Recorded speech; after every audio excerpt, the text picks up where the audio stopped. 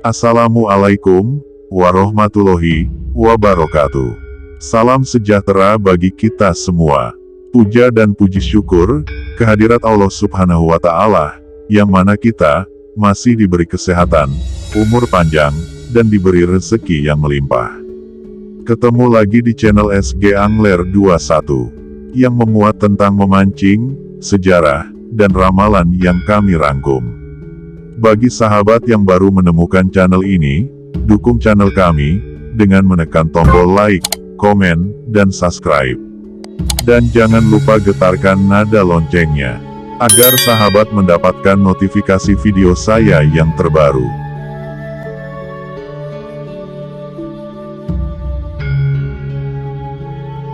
Seorang pemimpin mempunyai tanggung jawab baik secara tugas maupun moral terhadap sebuah komunitas atau masyarakat yang dipimpinnya.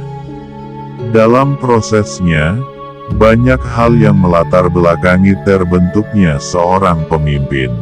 Tentu saja berbeda-beda sesuai dengan ranahnya masing-masing.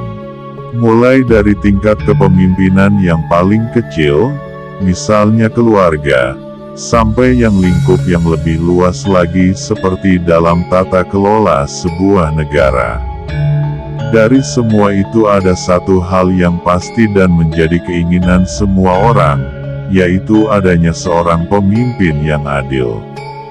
Karena dari keadilanlah kesejahteraan dapat diraih. Di kalangan masyarakat Jawa, terdapat salah satu kepercayaan tentang pengharapannya pada seorang pemimpin yang adil. Ketika sebuah keadaan sosiokultur, sebuah komunitas masyarakat berada pada titik resesi, kronis atau akut yang meliputi semua aspek, dari titik itu pula sebenarnya terjadi kulminasi partikel-partikel cahaya yang siap menyemburat menjadi damaring kahanan. Lingkaran cahaya itu boleh kita sebut Ratu Adil, Satria Piningit, kalau dalam terminologi budaya Jawa, atau Sang Imam Mahdi dalam khazanah keislaman.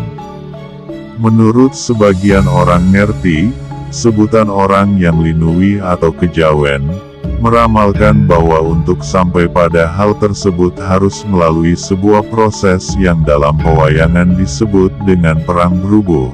Sebuah keadaan yang akan benar-benar menghasilkan sebuah perubahan besar dalam dimensi apapun yang berada dalam lingkup lakon pakem pewayangan. Misalnya saja, seorang raja angkara sebuah kerajaan akan tergantikan dengan yang lebih berbudi bawa leksana.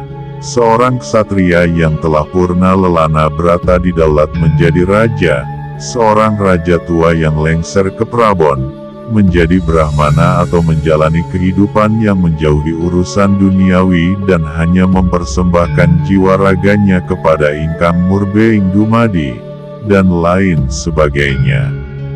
Seseorang siapapun itu, bolehlah meramalkan, memprediksi, memproyeksikan semua pandangannya terhadap alur kehidupan manusia, termasuk dalam hal kepemimpinan. Namun hal tersebut tidaklah cukup untuk menjadi patokan yang mutlak. Karena dalam keberlangsungan lakon manusia di dunia ini, sungguh amatlah kecil bagian yang bisa terbaca oleh akal manusia itu sendiri. Semua bisa saja terjadi, misalnya saja dalam konsep munculnya Satria Piningit yang diidam-idamkan oleh kaum tertentu. Tidak harus melalui kronologi bencana super dahsyat terlebih dahulu. Bisa juga, penafsiran atas bencana besar, gonjang-ganjing dan huru-hara yang mengiringi lahirnya Ratu Adil, bukan dari segi pengertian dohir, melainkan dari sudut pandang batin. Munculnya konsep Satria Piningit sendiri, dalam histori babat tanah Jawa, tidak bisa dilepaskan dengan dua tokoh yang sangat berpengaruh. Yang pertama adalah Prabu Jayabaya, sang Raja Kediri tahun 1135 sampai tahun 1157 M. dengan pandangan futuristiknya yang dikenal dengan istilah jangka jayabaya, yaitu semacam kumpulan prediksi masa depan yang diantaranya menjelaskan tentang munculnya Ratu Adil. Sedangkan tokoh yang kedua adalah seorang pujangga keraton Surakarta yaitu Raden Ngabehi Ranggawarsita, tahun 1802 sampai tahun 1875 m. Beliau dikenal sebagai pujangga yang sangat fenomenal karena karya-karyanya. Dalam setiap tulisannya, Ranggawarsita seolah bisa membaca zaman, menyiratkan pandangan yang melebihi zamannya kala itu. Seperti yang beliau anggit dalam sebuah pupuh tembang Macapat Sinom yang menyebut adanya zaman edan. Dari sinilah kemudian para penafsir serat kala tidak mulai menemukan konsep Ratu Adil atau Satria Piningit. Satria adalah sifat seorang yang menegakkan kebenaran dan membela kejujuran, sedangkan Piningit adalah sifat yang memingit diri artinya berlindung, menyembunyikan dirinya dari segala hal yang tidak baik.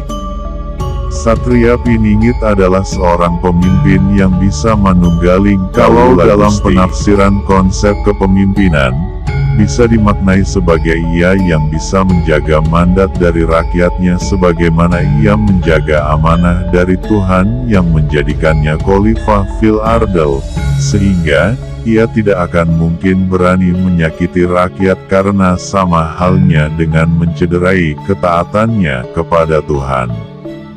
Inilah sejatinya yang menjadi muatan nilai-nilai dari istilah Satria Piningit.